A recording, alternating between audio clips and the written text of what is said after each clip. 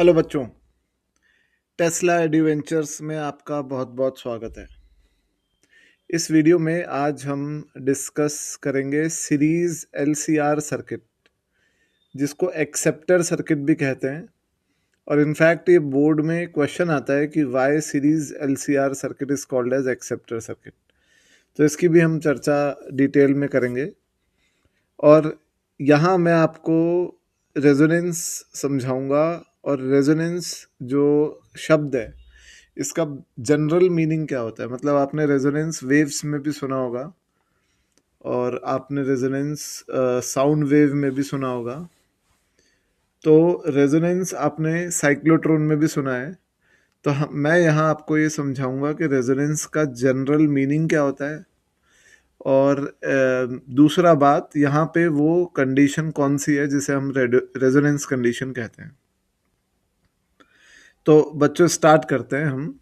तो जैसा मैंने आपको पहले बताया था कि अगर हमने तीन अलग अलग एलिमेंट्स को कंबाइन कर रखा है, और जैसे आप देख रहे हैं कि सीरीज है एल सी और आर, तो ऑब्वियसली हम फिर से बार बार, क्योंकि देखिए मैं बार बार इस बात पे इसलिए एम्फेसिस दे रहा हूँ क्योंकि इम्पॉर्टेंट है कि हम इस तरीके से इसको नहीं लिख सकते कि जो नेट वोल्टेज है वो वी आर, वी सी और वी एल का डायरेक्ट सम होगा। ये गलत है।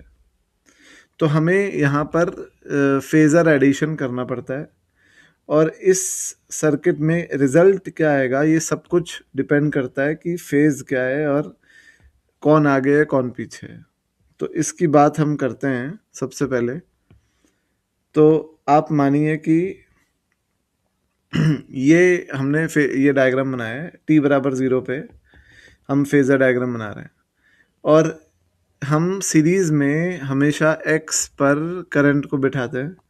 तो करंट को हमने x पर बिठा दिया। अब हम जानते हैं कि जो वी आर होता है, वोल्टेज अक्रॉस रेजिस्टेंस, ये वी आर, ये हम जानते हैं कि ये करंट के साथ सेम फेज में होता है, इसलिए ये एक्स पर ही बैठेगा। जो वोल्टेज अक्रॉस इंडक्टेंस है वी एल, वो करंट से आगे रहता है 90 डिग्री फेज में, तो ये यहाँ पर आ जाएगा वी एल। और जो वी सी होता है वो करंट से पीछे होता है, तो वो पीछे आ जाएगा।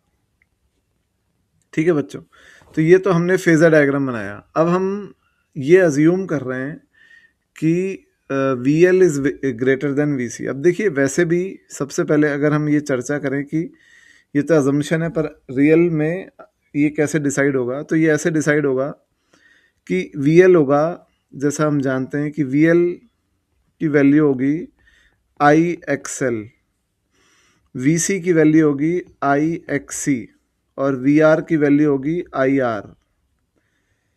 ये हम जानते हैं। तो इसका मतलब ये है कि वी एल बड़ा है कि वी सी बड़ा है, ये डिपेंड करता है कि एक्स एल बड़ा है कि एक्स सी बड़ा है। और हमने जैसे पहले ही बात करी थी कि हाई फ्रीक्वेंसी पर, एक हाई फ्रीक्वेंसी सर्किट में जिसमें ओमेगा ओमेगा आर से बड़ा है, ओमेगा आर है रेजोनेंस फ्रीक्वेंसी। ये क्या होता है इसको डिटेल में हम अभी पढ़ेंगे इसी वीडियो में। पर मैं आपको बता देता हूँ कि रेजोनेंस फ्रीक्वेंसी पर एक्सएल और एक्ससी बराबर होते हैं। तो अगर फ्रीक्वेंसी रेजोनेंस फ्रीक्वेंसी से ज़्यादा है तो ये सर्किट हाई फ्रीक्वेंसी सर्किट है, और इस हाई फ्रीक्वेंसी सर्किट में एक्सएल एक्ससी से बड़ा होगा, और एक्सएल एक्ससी से बड़ा होगा तो वीएल वीसी से बड़ा होगा। और अगर लो फ्रीक्वेंसी सर्किट है तो इसमें ओमेगा ओमेगा आर से छोटा होगा, और एक्सएल एक्ससी से छोटा होगा, और वी एल वी सी से छोटा होगा, है ना। तो ये अकॉर्डिंगली हम सर्किट में अगर हमें वैल्यूज़ दी हुई हैं एक्सएल एक्ससी की, तो हम डिसाइड कर सकते हैं, या अगर हमें ओमेगा की वैल्यू भी दी हुई है तो हम डिसाइड कर सकते हैं। अब अगर हम ये बात करें कि इस सर्किट में हम क्या माने, तो हमने मान लिया कि वी एल बड़ा है वी सी से, तो जो नेट वोल्टेज आएगा वो वी एल माइनस वी सी आएगा, और जो वी एल माइनस वी सी और वी आर का रिजल्टेंट वोल्टेज आएगा वो इस तरीके से वी आएगा। और ये एंगल फाई, तो जो tan फाई होगा उसकी वैल्यू होगी, मैं थोड़ा, हाँ, tan फाई की जो वैल्यू होगी वो होगी ये y अपॉन x। तो y पे आप देखिए VL माइनस VC है और x पर VR है, ठीक है। तो यहाँ पर बच्चों tan फाई जो होगा वो होगा आई को अगर मैं कॉमन लेके कैंसिल कर दूं तो ये हो जाएगा XL minus XC upon R, ये हो जाएगा tan फाई, ठीक है। अब ये तो tan फाई तब है जब फ्रीक्वेंसी हाई है, तो एट लो फ्रीक्वेंसी पे जो फाई है वो नीचे आएगा, यानी लो फ्रीक्वेंसी पे वोल्टेज पीछे हो जाएगा करंट से, और tan फाई की वैल्यू जो होगी वो आ जाएगी XC minus XL by R, उल्टा हो जाएगा, मतलब ये एक्सचेंज हो जाएंगे टर्म्स, ठीक है बच्चों। तो पहली बात तो ये है, तो हम तो इसको हाई फ्रीक्वेंसी मानते हुए सॉल्व करते हैं, और हाई फ्रीक्वेंसी सर्किट है तो आप देखिए कि वोल्टेज जो है वो करंट से आगे है, क्योंकि इंडक्टेंस डोमिनेट करता है हाई फ्रीक्वेंसी पे। तो एट हाई फ्रीक्वेंसी तो हम जब करंट को लिखेंगे, अच्छा करंट से पहले हम बात करते हैं Z इम्पिडेंस। तो देखिए Z की बात करेंगे तो हम सबसे पहले ये देखते हैं कि V जो है वो क्या है। हमने अभी देखा V जो है वो VL माइनस VC और VR का नेट है, रिजल्टेंट है। तो V जो है वो है under root of VL minus VC का होल स्क्वायर प्लस VR का स्क्वायर, है ना। और V को आप लिख सकते हो IZ, और उधर आप VL को लिख सकते हो IXL, तो ये XL माइनस XC का whole square plus I square R square. तो I यहाँ पर कैंसिल कर देते हैं और Z की वैल्यू हम अलग से निकाल लेते हैं। तो Z की वैल्यू आ जाएगी XL माइनस XC का whole square plus R square, ये आ गई बच्चों Z की वैल्यू। तो इस सर्किट में यही इम्पिडेंस होता है। अब आप ये गौर कीजिए कि ये हमने ये माना है कि हाई फ्रीक्वेंसी है, तो लो फ्रीक्वेंसी पर भी यही रहेगा इम्पिडेंस की वैल्यू, क्योंकि आप ये देखिए कि लो फ्रीक्वेंसी पर XC XL से बड़ा होगा। पर ऑब्वियसली अगर आप इसका स्क्वायर कर देंगे तो ये मैटर ही नहीं करेगा कि कौन बड़ा है कौन छोटा है। तो इसीलिए Z की वैल्यू किसी भी फ्रीक्वेंसी पे हम लिख सकते हैं इररिस्पेक्टिव ऑफ द फैक्ट कि XL बड़ा है कि XC बड़ा है, ठीक है। सबसे पहली इंपॉर्टेंट बात। अब अगर हम करंट की वैल्यू लिखें तो करंट को हम लिखेंगे I बराबर I0 sine omega T plus minus phi. तो सबसे पहले I0 की वैल्यू हम लिखेंगे V0 बाय Z, और Z हमने निकाल लिया है, और साइन ओमेगा सेम रहेगा ओमेगा टी। अब आप ये देखिए कि जो नेट वोल्टेज है वो ये है, और इसका फेज है ओमेगा टी, और जो नेट वोल्टेज है वो करंट से आगे है फाई, तो करंट नेट वोल्टेज से पीछे है फाई। तो हम जब करंट को लिखेंगे तो हम लिखेंगे माइनस tan इनवर्स, अब जो हमने निकाला था फाई की वैल्यू वो है tan inverse XL minus XC by R। तो ये XL minus XC upon R, ठीक है बच्चों। ये आ गया आपका जो साइन ये करंट की as a function of time, ठीक है। अब अगर मान लीजिए कि ये होता लो फ्रीक्वेंसी सर्किट, तो बस यहाँ पर फ़र्क ये आता कि पहले तो जो है यहाँ माइनस आ रहा है अभी तो, और तब यहाँ पर आ जाएगा प्लस, या तो आप ऐसे बोल सकते हैं कि XL माइनस XC तब नेगेटिव आ जाएगा, तो वो माइनस बाहर आके प्लस हो जाएगा, यानी करंट फेज में आगे हो जाएगा वोल्टेज से, ठीक है बच्चों। तो ये तो सबसे पहली बात है सीरीज LCR सर्किट की। अब हम इसमें जो दूसरी बात की चर्चा करते हैं वो ये है, देखिए वीडियो थोड़ा सा लंबा होने वाला है, क्योंकि ये वीडियो LCR सर्किट जो है ये सबसे इम्पॉर्टेंट वीडियो है पूरे अल्टरनेटिंग करंट्स का। तो इसमें हम सारी डिटेल में विस्तार में चर्चा करेंगे। अब यहाँ पे हमने हाई फ्रीक्वेंसी और लो फ्रीक्वेंसी की चर्चा हमने करी। अब हम अगर सबसे पहले एवरेज पावर लॉस की यहाँ पर बात कर लें तो वो होगा V R M S I R M S cos phi. और जैसा हमने अभी देखा कि tan फाई जो है वो X L minus X C by R है, तो जो कॉस फाई होगा वो होगा R upon under root of X L minus X C का whole square plus R square. अब ये जेड है तो ये तो पावर फैक्टर कहलाता है हमारा। तो जो एवरेज पावर लॉस होगा वो होगा वी आर एम एस यानी V naught by root two I R M S यानी V R M S upon Z और कॉस फाई यानी आर अपॉन जेड। तो एवरेज पावर जो होगी वो होगी वी नॉट का होल स्क्वायर बाय टू और नीचे आ जाएगा जेड स्क्वायर, ऊपर आ जाएगा आर। ये एवरेज पावर लॉस इस सर्किट में होगी और ये एक जनरल फार्मूला है, ये आप किसी भी सर्किट में और लगा सकते हैं।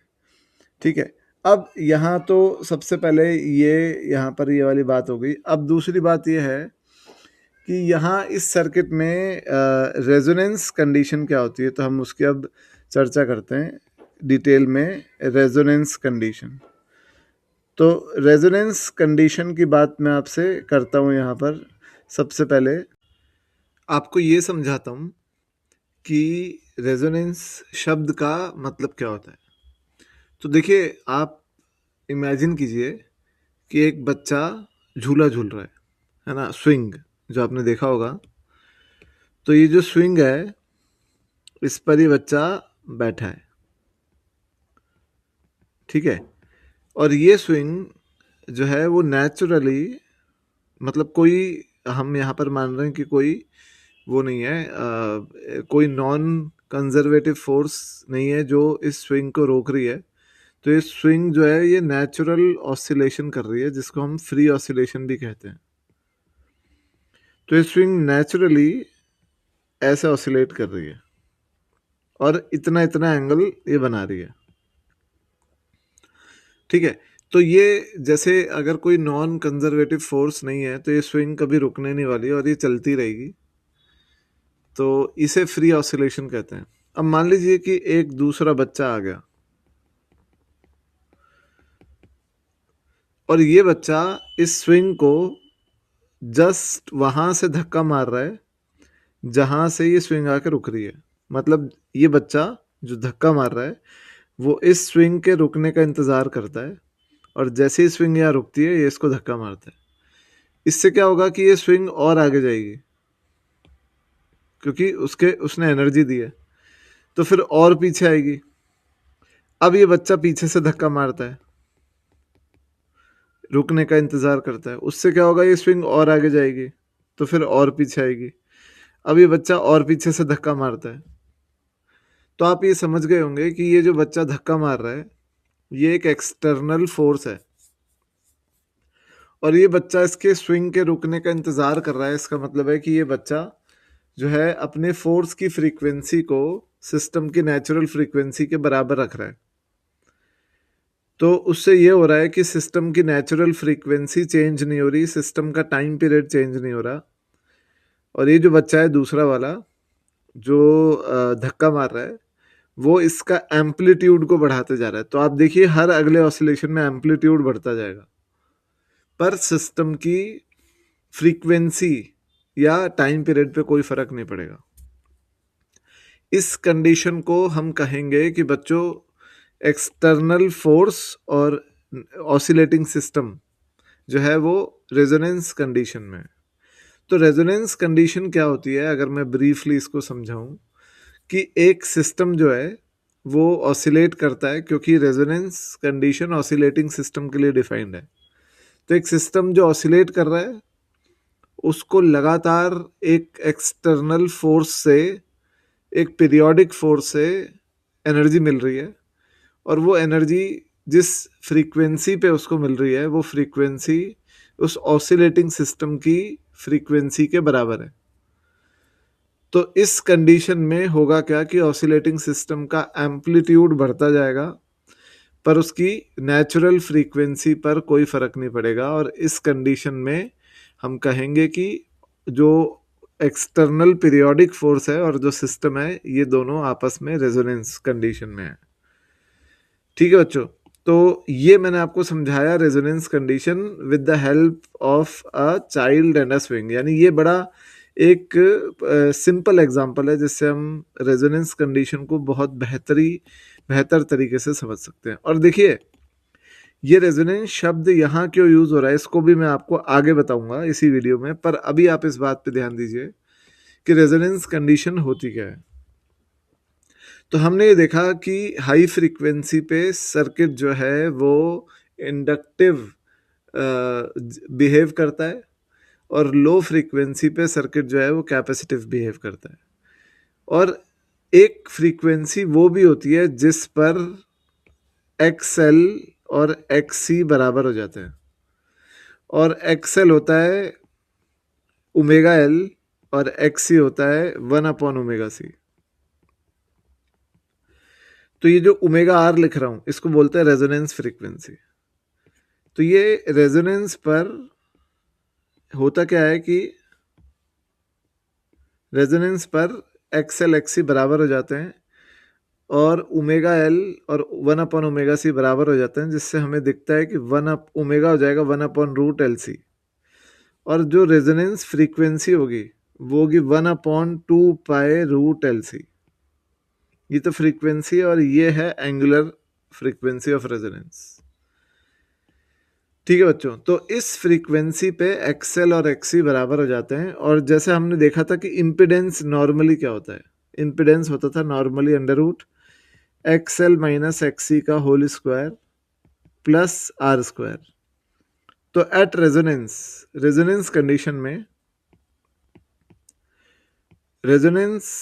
कंडीशन में Z जो हो जाता है वो मिनिमम हो जाता है, क्योंकि देखिए ये 0 हो जाएगा तो Z मिनिमम हो जाएगा R। ठीक है, रेजोनेंस कंडीशन पे जो इम्पिडेंस है वो सर्किट का मिनिमम हो जाएगा और जो इम्पिडेंस की मिनिमम वैल्यू होगी वो होगी R के बराबर, रेजिस्टेंस के बराबर। अब इस सर्किट में और क्या क्या होगा वो बताता हूँ मैं आपको कि VL और VC भी बराबर हो जाएगा, क्योंकि VL होता है IXL और VC होता है IXC और XL XC बराबर है। और जो नेट वोल्टेज है वो पूरा रेजिस्टेंस पर आ जाएगा। ठीक है, तो आपको देखने को ये मिलेगा कि फेजर डायग्राम अगर मैं आपको बना के दिखाऊं तो फेजर डायग्राम कुछ इस तरीके से आपको नजर आएगा, जिसमें आपको VR और VC बराबर दिखेंगे, सेम फेज में दिखेंगे, मतलब अपोजिट फेज में है पर वैल्यू में सेम है। तो ये तो ऊपर हो जाएगा VL और VC, ये तो ऊपर हो जाएगा VL, ये हो जाएगा VC और ये हो जाएगा VR। और VR ही नेट V होगा, क्योंकि VL और VC बराबर हैं तो ये कैंसिल हो जाएंगे।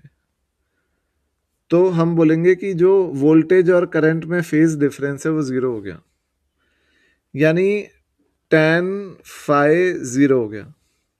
यानी circuit behaves like pure resistive. आपको याद होगा कि हमने पढ़ा था कि प्योर रेजिस्टेंस क्या कहता है। प्योर रेजिस्टेंस कहता है कि मेरे सर्किट में वोल्टेज और करंट सेम फेज में रहेंगे। तो यहाँ पर भी आप देखिए नेट वोल्टेज और करंट सेम फेज में आ गए, तो ये सर्किट प्योर रेजिस्टिव सर्किट बन गया है और मैं कहूँगा बिहेव कर रहा है। और आपको दिखेगा कैसा वो मैं आपको बताता हूँ कि आपको कुछ इस तरीके से ये दिखेगा सर्किट। ये C होगा, ये L होगा, ये R होगा। और मान लीजिए मैं सिर्फ एक एग्जांपल दे रहा हूँ कि VRMS सोर्स का 200 वोल्ट है। ये एग्जांपल है सिर्फ, है ना, इसको आप फैक्चुअल मत मानिएगा, रेफरेंस के लिए एग्जांपल दे रहा हूँ। तो होगा क्या कि या तो VC 400 हो जाएगा, VL 400 हो जाएगा, ये सब वोल्ट्स में है, और जो नेट वोल्टेज है वो पूरा का पूरा रेजिस्टेंस पे आ जाएगा। यानी बच्चे पूछते हैं कि क्या सर ऐसा हो सकता है कि ये VC और VL ज़्यादा हो जाए नेट वोल्टेज से? हाँ बिल्कुल हो सकता है, और कम हो जाए वो भी हो सकता है। तो ये VC और VL बराबर होंगे, भले ही ये V नेट से ज़्यादा हो या कम हो, सारा का सारा वोल्टेज रेजिस्टेंस पे दिखेगा आपको। इस कंडीशन को रेजोनेंस बोलते हैं। और आपके सामने क्वेश्चंस कई सारे मिलेंगे आपको, जिसमें यहाँ पर एक वो लगा होगा वोल्ट मीटर, यहाँ पर भी एक वोल्ट मीटर लगा होगा और यहाँ पर भी एक वोल्ट मीटर लगा होगा, और आपको बोला जाएगा कि जो ये वाला वोल्ट मीटर है जो कैपेसिटेंस का वोल्टेज नाप रहा है और जो इंडक्टर का वोल्टेज नाप रहा है, उन दोनों की रीडिंग बराबर है। तो बताओ कि इस वाले वोल्ट मीटर की रीडिंग क्या होगी। तो ऑब्वियसली अगर रीडिंग बराबर है तो जो नेट वोल्टेज होगा वही इस वाले वोल्ट मीटर की रीडिंग होगी। इस तरीके के क्वेश्चंस आपको मिलेंगे। तो बच्चों ये तो मैंने आपको बेसिक आइडिया दिया कि रेजोनेंस कंडीशन क्या होता है। अब रेजोनेंस कंडीशन में और भी क्या क्या चीज़ें होती हैं उसकी बात करते हैं। तो रेजोनेंस पे सर्किट जैसा हमने बात कर ली कि प्योर रेजिस्टिव जैसा बिहेव करता है, फाई हो जाता है 0, और जो वी नेट है वो पूरा पूरा VR हो जाता है। और ऑब्वियसली अगर मैं इसको V मान लूँ तो जो एवरेज पावर लॉस है, अगर पावर फैक्टर की बात करूं तो पावर फैक्टर जो कि कॉस फाई होता है वो 1 हो जाएगा, क्योंकि फाई 0 है। और जो एवरेज पावर लॉस है वो अब आप डायरेक्ट लिख सकते हो, हमने ये पढ़ा है कि VR का स्क्वायर अपॉन R लिख सकते हैं। तो VR का स्क्वायर है V square by R, where V is RMS voltage. और अगर पीक वोल्टेज के टर्म्स में लिखूं तो V होगा V0/√2। देखिए V को मैं RMS मान रहा हूँ, ये ध्यान रखिएगा। तो V0² बाय 2R हो जाएगा। यानी ये एवरेज पावर लॉस जो है ये मैक्सिमम एवरेज पावर लॉस है ये, क्योंकि ये मैक्सिमम इसलिए है क्योंकि अभी सबसे ज़्यादा डोमिनेटिंग रेजिस्टेंस है, और हम एक तरीके से कह सकते हैं कि सारा का सारा जो वोल्टेज है वो रेजिस्टेंस के ऊपर है, इसीलिए रेजिस्टेंस सबसे ज़्यादा पावर लॉस इस सर्किट में इस कंडीशन में दिखाएगा। तो इसको हम मैक्स पावर की तरह भी डिनोट करेंगे। ठीक है, तो ये तो मैंने आपको समझाया बेसिक्स ऑफ रेजोनेंस कंडीशन। मैं अभी ये भी समझाऊंगा कि रेजोनेंस क्यों कहते हैं, वो आगे की बात है, पर मेरे को लगता है इतना आपको बात समझ में आई हो। अब हम आगे की बात करते हैं। अब मैं आपसे ये बोलता हूं कि यहाँ पे एक रेजोनेंस कर्व होता है, ठीक है। तो रेजोनेंस कर्व क्या होता है, ये सबसे इंपॉर्टेंट है कि बच्चों को यही याद नहीं होता कि रेजोनेंस कर्व होता क्या है। तो रेजोनेंस कर्व मैं आपको ये बता दूं कि होता है I0 versus omega, where I0 क्या है, I0 आपको पता है amplitude of current, current oscillating होता है आपको पता ही है, और ओमेगा है एंगुलर फ्रीक्वेंसी ऑफ सोर्स, जो आपने सोर्स कनेक्ट किया है उसकी एंगुलर फ्रीक्वेंसी। ठीक है, तो रेजोनेंस कर्व जो बनता है ये कर्व इन दोनों के बीच में बनता है, और थोड़ा इसको मैं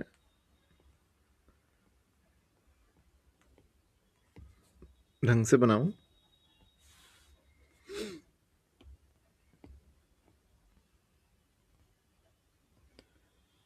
ठीक है, तो ये I0 है और ये ओमेगा है, और ये रेजोनेंस कर्व इन दोनों के बीच में बनता है। I0 को हम y एक्सिस पे लेते हैं, ओमेगा को x एक्सिस पे। अब मैं आपको पूरा स्टेप बाय स्टेप ये बना के दिखाता हूँ। सबसे पहले आप देखिए कि एट ओमेगा बराबर 0, अगर सोर्स की फ्रीक्वेंसी 0 होती तो क्या होता। तो आप ये देखिए XL 0 होता, XC इन्फिनिटी होता, और इसीलिए Z इन्फिनिटी होता, और I0 होता है V0/Z, तो I0 होता 0। यानी जब ओमेगा 0 है तो I0 भी 0 है, यानी ग्राफ 0,0 से चालू होगा।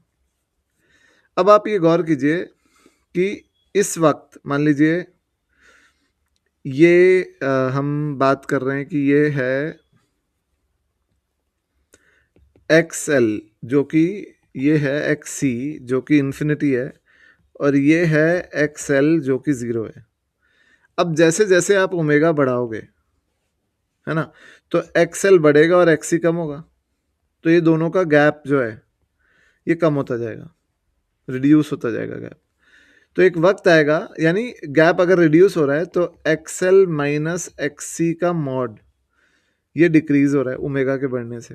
तो z जो होता है, क्योंकि z होता है under root of X L minus X C का whole square plus R square, तो एक तरीके से ये मॉड ही है, तो z भी डिक्रीज होगा। और अगर z डिक्रीज होगा यहाँ, तो आई नॉट जो है वो बढ़ेगा, इंक्रीज होगा, तो ये ग्राफ जाएगा ऊपर, और ये कुछ इस तरीके से ऊपर जाता है। अब एक वक्त आएगा जब एक्सएल और एक्ससी बराबर हो जाएगा, और वो वक्त हमें पता है वो कब होता है, तो एट ओमेगा बराबर ओमेगा आर रेजोनेंस पर एक्सएल हो जाएगा एक्ससी के बराबर, जेड हो जाएगा मिनिमम, और आई नॉट जो करंट का एम्पलीट्यूड है वो हो जाएगा maximum V naught by R, क्योंकि जेड मिनिमम है तो ये मैक्सिमम। तो ये करंट के एम्पलीट्यूड की peak value I not max, जो कि है वी नॉट बाय आर। अब अगर ओमेगा और बढ़ाएंगे आप, तो अब होगा क्या कि ये एक्स एल है ये ऊपर जाएगा, और ये एक्स सी है ये जाएगा नीचे, तो इनका गैप एक्सएल माइनस एक्सी, देखिए मैं मॉड का यूज कर रहा हूं बार बार, ये बढ़ता जाएगा, तो फिर से z बढ़ता जाएगा, तो फिर से आई नॉट कम होता जाएगा, क्योंकि आई नॉट होता है वी नॉट बाय जेड। तो ये ग्राफ फिर से नीचे जाएगा, और एक वक्त आएगा जब ओमेगा को बढ़ाते बढ़ाते हम इन्फिनिटी पे टेंड कर देंगे। तो इस केस में एक्सएल हो जाएगा इन्फिनिटी, एक्सी हो जाएगा ज़ीरो, तो z टेंड करेगा इन्फिनिटी और आई नॉट टेंड करेगा ज़ीरो। यानी ये ग्राफ जो है इसमें आई नॉट ज़ीरो वापस तब होगा जब ओमेगा इन्फिनिटी होगा, यानी ये ग्राफ एक्स एक्सिस को कभी नहीं छुएगा, और ये सीधा एक्स के पैरेलल हो जाएगा इस तरीके से। ठीक है, अब ये जो है यहाँ ये रेजोनेंस फ्रीक्वेंसी है, और इस फ्रीक्वेंसी पर हमने जैसा बात किया एक्सएल और एक्ससी बराबर होते हैं, यहाँ पर ओमेगा ओमेगा आर से कम है, लो फ्रीक्वेंसी, यहाँ लो फ्रीक्वेंसी पे एक्ससी डोमिनेट करता है, कैपेसिटेंस डोमिनेट करता है, और ये हाई फ्रीक्वेंसी है, यहाँ पे इंडक्टेंस डोमिनेट करता है। ठीक है बच्चों, तो ये जो है सबसे ये पहली बात, ए जो पॉइंट है ये ए पॉइंट, इसको हम बोलते हैं पीक पावर पॉइंट, क्योंकि यहाँ पर जो पावर होती है वो मैक्सिमम होती है, और वो हमने जैसा पहले भी बात करी थी वो we not square by 2r होती है। और बीच में आप ये सोचिए, यहाँ पे मैं r लिख देता हूँ, अब बीच में ऐसे दो पॉइंट्स आएंगे जहाँ पे देखिए करंट की पीक वैल्यू अपने ज़ीरो से अपने मैक्सिमम पॉसिबल वैल्यू तक पहुँची है, तो बीच में ऐसे भी पॉइंट्स आएंगे जहाँ पर करंट का एम्पलीट्यूड जो होगा वो मैक्सिमम एम्पलीट्यूड का 1/√2 टाइम्स होगा। ठीक है ना, ऐसे भी पॉइंट्स बीच में आएंगे, उन पॉइंट्स को हम बोलते हैं हाफ पावर पॉइंट्स। इन पॉइंट्स पर एट बी और सी इनको बोलते हैं हाफ पावर पॉइंट्स। और ये जो है दोनों, ये पूरा ये डेल्टा ओमेगा, ये डेल्टा ओमेगा, तो ये जो 2 डेल्टा ओमेगा है इसको बोलते हैं बैंड विड्थ। देखिए ये जो टर्म्स मैं यूज़ कर रहा हूँ इसका यूज़ अगले वीडियो में आपको पता चलेगा क्वालिटी फैक्टर में, अभी आप इसको भले ही इग्नोर कीजिए इन टर्म्स को, पर हाफ पावर पॉइंट्स की बात कर लेते हैं एक बार, कि एट बी एंड सी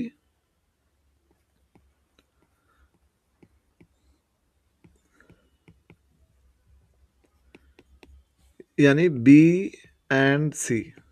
तो इन पॉइंट्स पर हमने देखा एट बी और एट सी, एट बी और सी, जो आई नॉट है वो अपने मैक्सिमम पॉसिबल वैल्यू का 1/√2 टाइम्स है, और आई नॉट होता है हमने देखा वी नॉट अपॉन जेड, और आई नॉट मैक्स है वी नॉट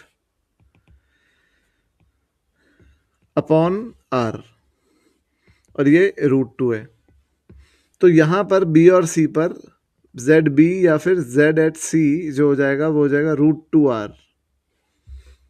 तो यहाँ पर cos फाई जो हो जाएगा पावर फैक्टर वो हो जाएगा r अपॉन जेड, और r अपॉन जेड हो जाएगा 1/√2, यानी फाई हो जाएगा ±45 डिग्री। इसका मतलब है कि बी या सी पर करंट और वोल्टेज के बीच का फेज डिफरेंस 45 डिग्री रहता है। अब एट बी, अब जैसे बी पॉइंट पे हमने देखा था कि लो फ्रीक्वेंसी सर्किट होता है तो एक्सी डोमिनेट करता है एक्सएल से, ही हमने देखा था। मैं आपको दिखा देता हूँ। बी पर एक्सी डोमिनेट करता है एक्सएल से, तो बी पर ऑब्वियसली कैपेसिटेंस डोमिनेट कर रहा है, तो at B current leads voltage by 45 degree, and at C XL बड़ा होता है एक्सी से, तो करंट लैग्स बिहाइंड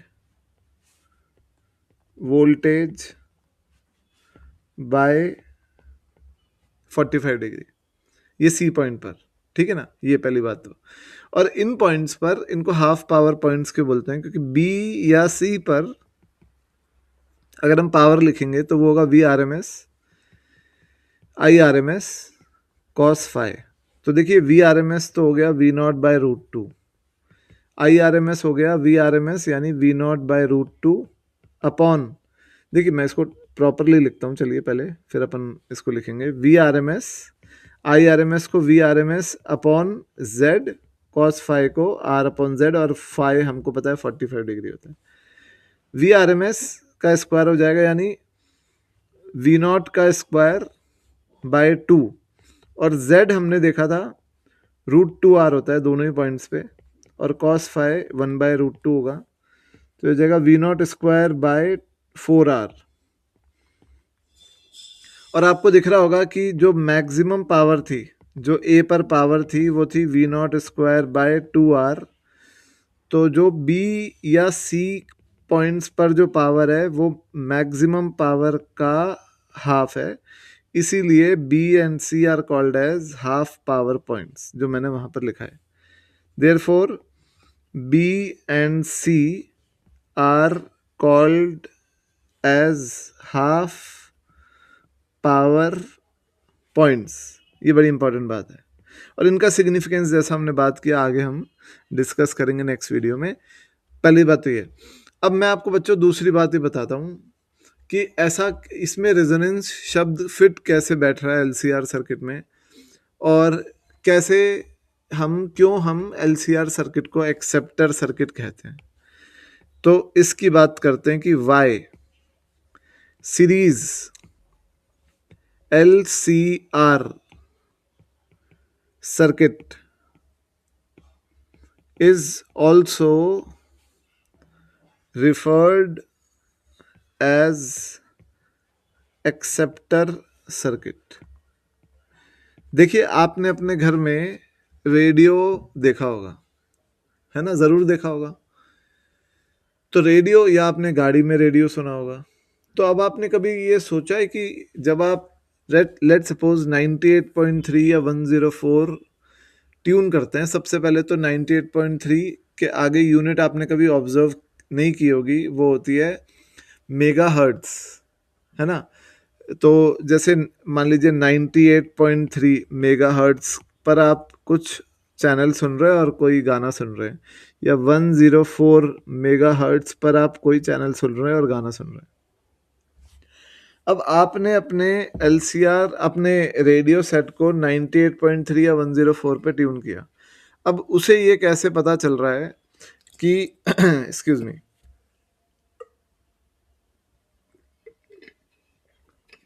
हाँ बच्चों, तो उसे कैसे पता चल रहा है कि यहाँ पे आपको 104 या 98.3 जो भी आपने ट्यून किया है उसके ही गाने सुनाने हैं। तो देखिए यहाँ एक इंटेलिजेंट मैकेनिज्म काम कर रहा है। होता क्या है कि हर एलसीआर, हर रेडियो के अंदर एक सीरीज एलसीआर सर्किट होता है। अब होता क्या है कि सीरीज एलसीआर सर्किट में ऑलरेडी एक करंट ऑसिलेट करता है अंदर, जो उसका मेन करंट होता है, और उस सर्किट में एक एंटीना होता है। ऑब्वियसली रेडियो में एक एंटीना होता है, आपको दिखे या ना दिखे। आजकल तो डॉट एंटीना भी आते हैं मोबाइलों में। तो वो एंटीना जो होता है वो आपके ऊपर देखिए, अगर आप अभी अपने रूम में बैठे हैं या कहीं पे भी बैठे हैं तो आपके सर के ऊपर infinite number of electromagnetic wave घूम रही है, और आपका जो रेडियो का एंटीना है वो सबको रिसीव करके देख रहा है। ठीक है, तो अब होता क्या है कि रेडियो का एंटीना उन इलेक्ट्रोमैग्नेटिक वेव को बनाता है करंट, और वो करंट जो बन रहा है, देखिए इलेक्ट्रोमैग्नेटिक वेव साइनसॉइडली वेरी करती हैं, तो करंट जो उनसे बनेगा वो भी साइनसॉइडल वेरी करेगा। वो करंट वो एंटीना आपके रेडियो के एलसीआर के अंदर प्रेजेंट करता है।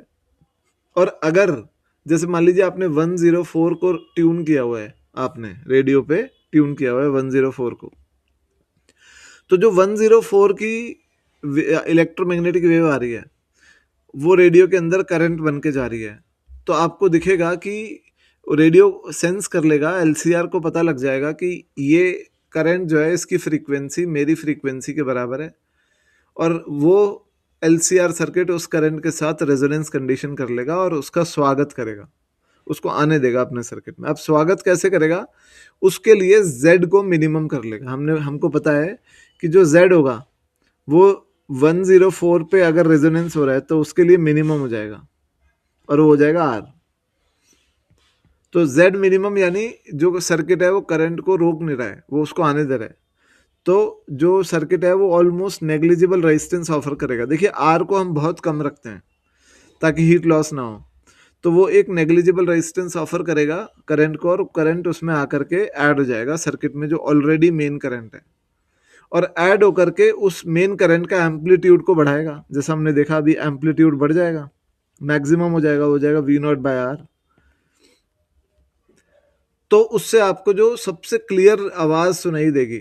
देखिए, और आगे क्या होगा कि आगे वो करंट को, जो टोटल करंट बन रहा है उन दोनों के सम से, उसको जो स्पीकर है वो बना देंगे साउंड के फॉर्म में, वो एक अलग चीज हो जाएगी, वो ट्रांसड्यूसर कहलाता है। तो देखिए आपने इस गौर किया हो क्या रहा है कि यहाँ पर जो इलेक्ट्रोमैग्नेटिक वेव आ रही है वो एक्सटर्नल एनर्जी सोर्स है, जो मेन सर्किट में जो करंट फ्लो हो रहा है उसके बराबर की फ्रीक्वेंसी पे आ रही है। इससे क्या हो रहा है कि दोनों में रेजोनेंस हो रहा है, और एक्सटर्नल एनर्जी की वजह से सर्किट का मेन करंट इंक्रीज हो रहा है, एम्पलीट्यूड बढ़ रहा है, बट सर्किट की ओरिजिनल फ्रीक्वेंसी चेंज नहीं हो रही, जैसा हमने उस झूले वाले एग्जांपल में देखा था। इस सिचुएशन में इस सर्किट को हम बोलते हैं रेजोनेंस। इसीलिए हम सीरीज एलसीआर को रेजोनेंस बोलते हैं, और इसे एक्सेप्टर सर्किट इसलिए बोलते हैं क्योंकि ये हर उस फ्रीक्वेंसी को एक्सेप्ट करेगा अपने इम्पिडेंस को मिनिमम बना के, जो फ्रीक्वेंसी इसके रेजोनेंस फ्रीक्वेंसी के बराबर है। रेजोनेंस फ्रीक्वेंसी यानी जो भी आपने सर्किट की फ्रीक्वेंसी सेट की हुई है उसके बराबर जो भी फ्रीक्वेंसी की इलेक्ट्रोमैग्नेटिक वेव है, उसके करंट को ये स्वागत करके बुलाएगा। और स्वागत कैसे करेगा, अपने Z को मिनिमम बना के स्वागत करेगा, एक्सेप्ट करेगा। इसीलिए सीरीज एलसीआर सर्किट को एक्सेप्टर सर्किट भी कहा जाता है। और ये बच्चों रेडियो रिसीविंग में हम सबसे ज़्यादा यूज़ करते हैं। तो मैंने आपको ये एकदम समझाया है, होपफुली आपको ये समझ में आया होगा कि रेडियो रिसीविंग कैसे होती है, और क्यों हम सीरीज एलसीआर सर्किट को एक्सेप्टर का सर्किट कहते हैं, और क्यों इस कंडीशन को रेजोनेंस कंडीशन हम कहते हैं सीरीज एलसीआर सर्किट में, जो हमने इस ग्राफ में भी बात करी। और नेक्स्ट वीडियो में बच्चों मैं क्वालिटी फैक्टर की बात करूंगा, जो एक ऐसा टॉपिक है जो थोड़ा सा आपको अजीब लगेगा, पर इसका भी बहुत इंपॉर्टेंस है एसी में। तो आई होप ये वीडियो आपको बहुत अच्छा लगा हो, और मैं आपसे यही कहूँगा कि मेरे को बड़े अच्छे-अच्छे कमेंट्स मिलते हैं चैनल पर जो मुझे मेरा जो पर्पज़ है कि मैं मैक्सिमम बच्चों को तक पहुँच पाऊँ, और जो जेन्युइनली पढ़ना चाहते हैं और जो अफ़ोर्ड नहीं कर सकते, तो वो पर्पज़ धीरे-धीरे बहुत धीरे सॉल्व हो रहा है। तो मैं आप सबसे ये अपील करूँगा कि आप थोड़ा-सा इस को अपने फ्रेंड्स को अवेयर करें और उन्हें बताएँ कि ऐसा भी एक चैनल है, जो आपको सीक्वेंस में प्रॉपर मैनेज्ड प्लेलिस्ट दे रहा है हर चैप्टर की, चैप्टर वाइज़। और देखिए, मैं लगातार लगा पड़ा हूँ, मैं वन मैन आर्मी हूँ अभी तो, और मैं लगातार इसमें लगा हुआ हूँ कि कैसे इसको एक्सपैंड करें, टीम को बढ़ाएँ, और टेस्ला एडवेंचर्स में आपको सारा जो कंटेंट है वो एक बहुत ही सॉर्टेड वे में मिले। तो आप वक्त के साथ साथ ये देखेंगे कि सारी प्लेलिस्ट मैं सॉर्ट कर दूंगा और इजी टू एक्सेस कर दूंगा। तो टिल देन आप भी इसमें हेल्प कीजिए और अवेयर कीजिए बच्चों को कि टेस्ला एडवेंचर जैसा भी एक कोई चैनल है जहाँ पे आपको प्रॉपर जेई और नीट का कंटेंट मिलेगा। Thank you.